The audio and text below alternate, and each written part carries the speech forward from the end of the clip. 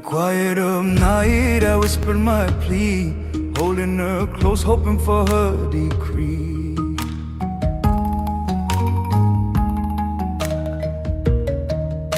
Close your eyes and lean in. Wooden paddle on jar rim, a soft fizz under a cloth, steam curling into dusk. Sra, she says quietly in Khmer, and the yard smells like warm rice and stories that have been passed down in cupped hands. Walk the jars with me for a moment. I'm Sam Nang Bradley. Ancient stones, modern stories, warm welcomes.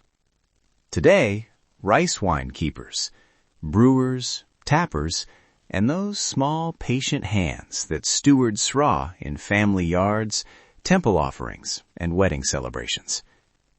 I'll introduce 3 keepers: a grandmother brewer whose timing is moon and memory, a cooperative innovator bringing cleaner kitchens and fair pay, and a market grader who reads jars the way a seamstress reads cloth. No recipes, no private addresses, just voices, textures, and the ways these jars hold family life. Quick context.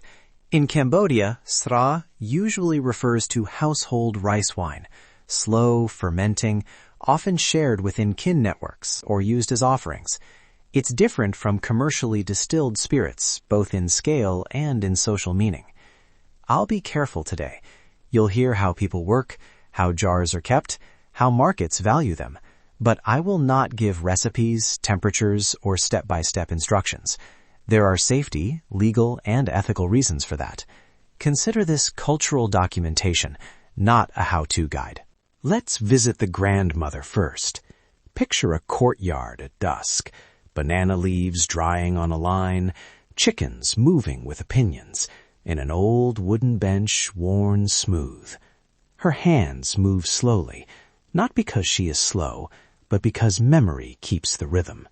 She counts jars, not with numbers, but with seasons. One for harvest, one for the rainy festival, one kept to mark a birth. She leans over a pot and listens. She says the jars tell her when they're ready.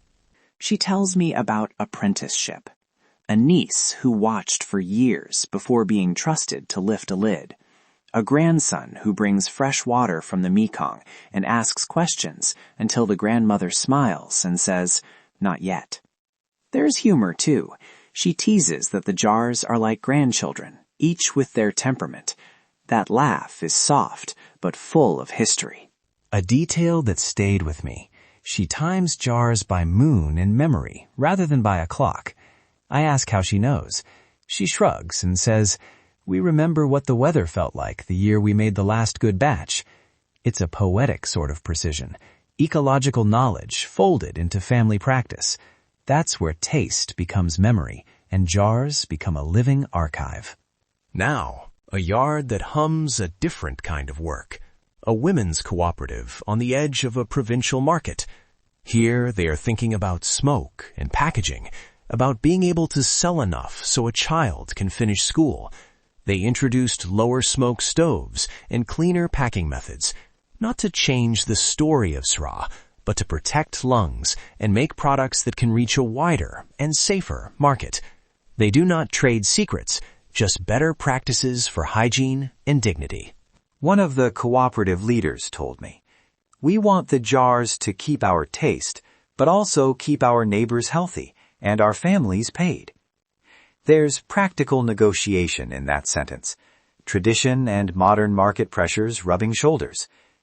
They work collectively to set fair prices, to rotate labor so older women aren't carrying the whole season alone, and to make sure proceeds support community needs, not just one household. Listen for a moment. Imagine a montage. The lid tap of a jar being checked, children calling across a yard, the distant gong of a temple announcing evening. Let those sounds sit.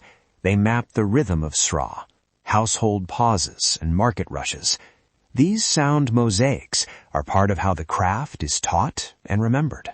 At the market, a grader, someone who moves among jars like a reader of palm lines, judges color, the way a lid breathes, the reverence a buyer shows.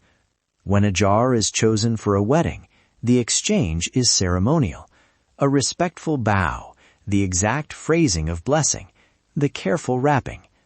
Vendors talk about tears, gifts for elders, offerings for monks, a jar to sweeten a bride's morning porridge. And these tears are social language. Outsiders often ask, which jar is the best? The answer isn't a brand or a formula. It's about the occasion and the relationships behind the jar. If you want to support, here are some simple, vetted ways. Ask before you photograph. Never ask for recipes or to tour private yards. Buy through cooperatives or vendors listed in our show notes who have consented to public contact. And always tip fairly. If you're commissioning a jar as a gift, talk about purpose and let the maker set the price. Your respectful curiosity can become a small act of economic support. A short note on safety and law, because we must. I spoke off-air with local public health advisors who reminded us household ferment is a cultural practice, but it's different from licensed commercial production. We won't and don't provide production instructions here. If you're interested in legally produced Cambodian rice aberrats, look for licensed producers and public health partners we link in the show notes. This episode documents culture, not instruction.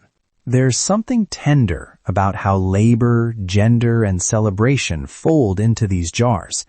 Women often steward the slower rhythms, stirring, watching, counting jars by moon. But men, children, and elders all show up at different points. Festivals concentrate that labor. Weddings make a season's work visible. Sra is economic life and ceremonial life braided together. Before we close, a practical reminder for listeners who travel. Respect privacy. Use mediated contacts from our notes. And if you buy a jar, ask about how profits are shared. If you're a journalist or researcher, follow consent practices. Offer payment for time. Show drafts if requested. And never publish private household locations. These are small acts that keep traditions safe and makers secure. Our takeaway. Small jars hold family memory. They carry harvest months, apprenticeship stories, the bargaining of markets, and the soft laughter of grandmothers who do not need a clock to know when the jar is ready. We've listened at the lid. We've walked the market with the grater. And we've heard how communities are adapting without losing the taste of what matters. If this episode moved you, subscribe to Ancient Echoes so we can bring you more of these field-recorded moments. Read the show notes for vetted contacts and safety guidance, and if you can, support the cooperatives we mention. Small purchases and fair pay help keep jars where they belong, in family hands and festival tables. Quiet stones, loud stories.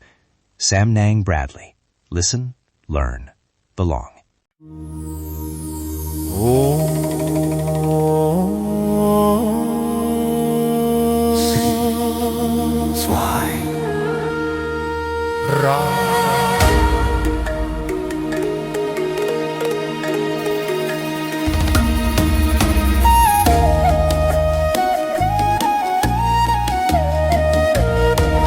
Oh, shining diamond, flawless and red, you stand so quiet, soft in the air.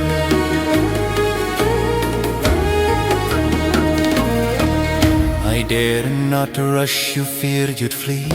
Your heart too pure to belong to me. If you turn away, I reach and bind, press my hand, still body and mind.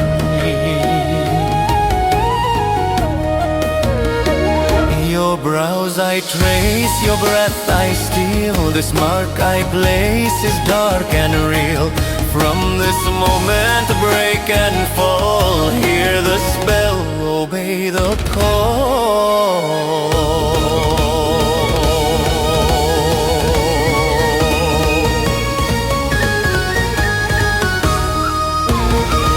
False love born from sacred lies, second one whispers through closed eyes.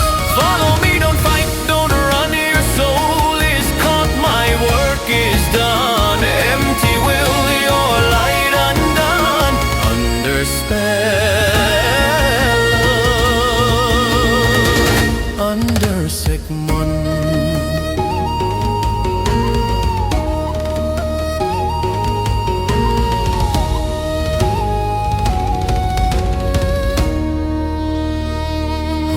Crystal beauty, diamond bright, caught between shadow, charm, and night.